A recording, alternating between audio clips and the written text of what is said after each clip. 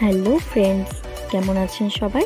আজ আমি আপনাদের সাথে শেয়ার করব সম্পূর্ণ নিরামিষভাবে পটলের দোরমার রেসিপি। তাহলে চলুন আজকের রেসিপি পটলের দোরমাটি আমি কিভাবে বানিয়েছি সেটাই দেখে নেওয়া যাক। তার জন্য আমি প্রথমেই পটলের গাগুলোকে এভাবে চেঁচে নেব।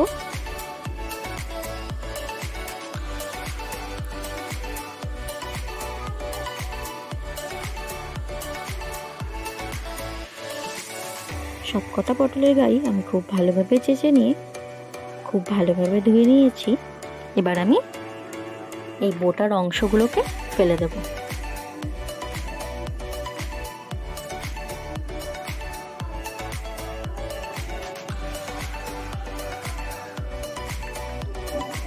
দেখুন, সবকটা পটলেরই কিন্তু আমি বোটার অংশগুলোকে ফেলে দিয়েছি। এবারে আমি পটলের মুখগুলোকে কেটে নেব। মুখগুলো খুব বেশি কাটার দরকার নেই, দেখুন আমি কতটা কেটেছি। এভাবেই সবকটা পটলের মুখগুলোকে কেটে নিয়েছি। এবারে আমি একটি চামচ নিয়েছি, চামচের পিছন দিকটা নিয়ে আমি পিছন দিকটার সাহায্যে পটলের বীজগুলোকে বার করে নেব। চামচের এই পেছনের অংশটা দিয়েই কিন্তু এভাবে ঘুরিয়ে ঘুরিয়ে আমি সবকটা পটলেরই বীজগুলো বার করে নিয়েছি।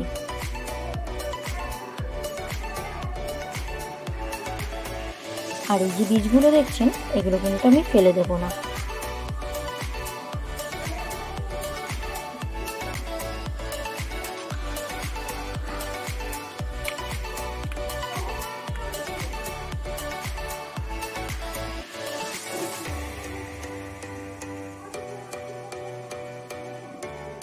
সবকটা পটলের বীজকেই আমি এভাবেই বার করে নিয়েছি। আর দেখুন, আমি দেখিয়ে দিচ্ছি। আর যে বাটিতে দেখতে পাচ্ছেন পটলের বীজগুলোকে, এবার আমি এগুলো পেস্ট করে নেব। পটলের বীজটা আমি পেস্ট করে নিয়েছি।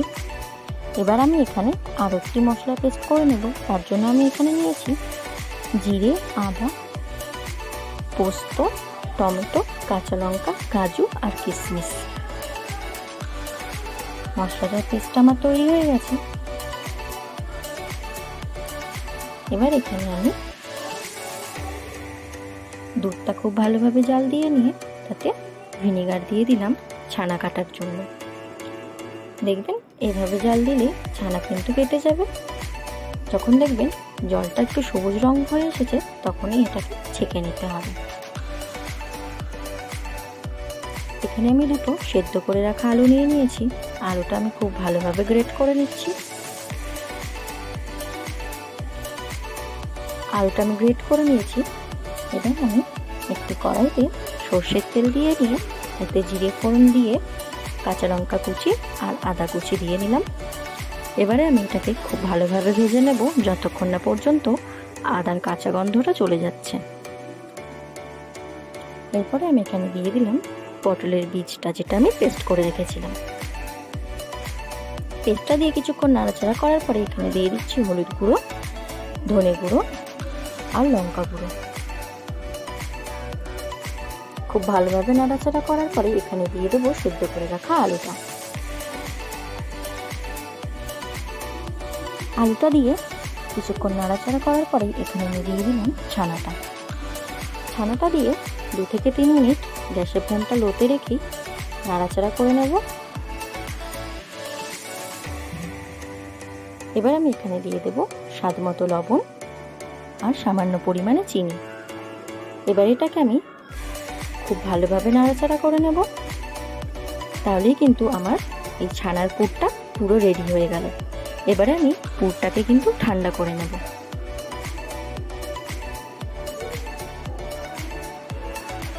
এবার আমি আরেকটি কড়াই বসিয়ে নিই, তাতে সর্ষের তেল দিয়ে নিয়েছি। তেলটা খুব গরম হওয়ার পরেই আমি এখানে পটলগুলোকে ভেজে নেব।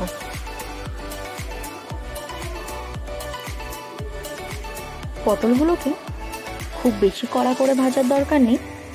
যখন দেখবেন পটলের রঙটা হালকা চেঞ্জ হয়ে গেছে, তখনই এগুলোকে নামিয়ে নিতে হবে। পটল ভাজার সময় আমি এখানে লবণ দিয়ে নিয়ে পটলগুলোকে ভেজে তুলে নেব। দেখে বুঝতেই পারছেন আমি কিন্তু পটলগুলোকে খুব বেশি ভাজিনি। এবারে আমি এই পটলের মুখগুলোকেও ভেজে নিচ্ছি।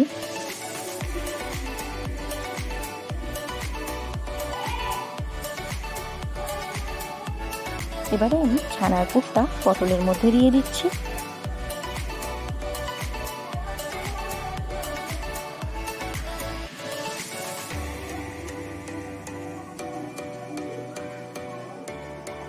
এবার আমি পটলের মুখটা দিয়ে নেব, দিয়ে আমি টুথপিক দিয়ে এটা খুব ভালোভাবে আটকে দেব। এই টুথপিকটা দিয়ে যখন আটকাবেন তখন কিন্তু টুথপিকটা পুরো সোজাভাবে দেবেন না, তাহলে কিন্তু রান্নার সময় ভেতর থেকে পুরটা বেরিয়ে আসবে। টুথপিকটা এভাবে বেঁকিয়ে দিলে এটা আর খুলে আসার সম্ভাবনাই থাকবে না।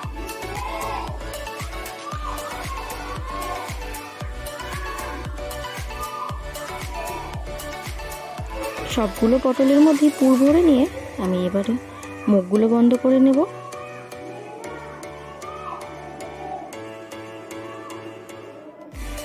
দেখুন আমি কিভাবে মুখগুলোকে বন্ধ করেছি। এভাবেই সব কটা পটলকে আমি পুর ভরে নিয়ে মুখ বন্ধ করে দিয়েছি। এবারে ওই তেলের মধ্যে আমি দিয়ে দেব গোটা জিরে আর শুকনো লঙ্কা ফোড়ন, আর দিয়ে দিলাম পেস্ট করে রাখা মশলাটা। সেই মশলার বাটিটা ধুয়ে আমি একটু জল দিয়ে দিলাম। এবার একটু আমি নাড়াচাড়া করে নেব। যখন এটা খুব ফুটে উঠবে তখন দিয়ে দিতে হবে হলুদ গুঁড়ো, ধনে গুঁড়ো, লঙ্কা গুঁড়ো, আর দিতে হবে স্বাদ মতো লবণ। দিয়ে খুব ভালোভাবে নাড়াচাড়া করতে হবে।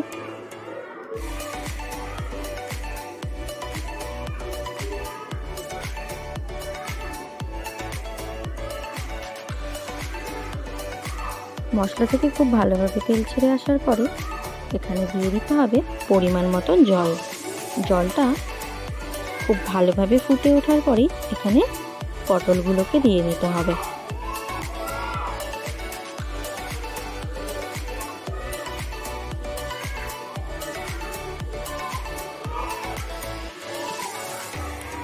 পটলগুলো দিয়ে নিয়েছি।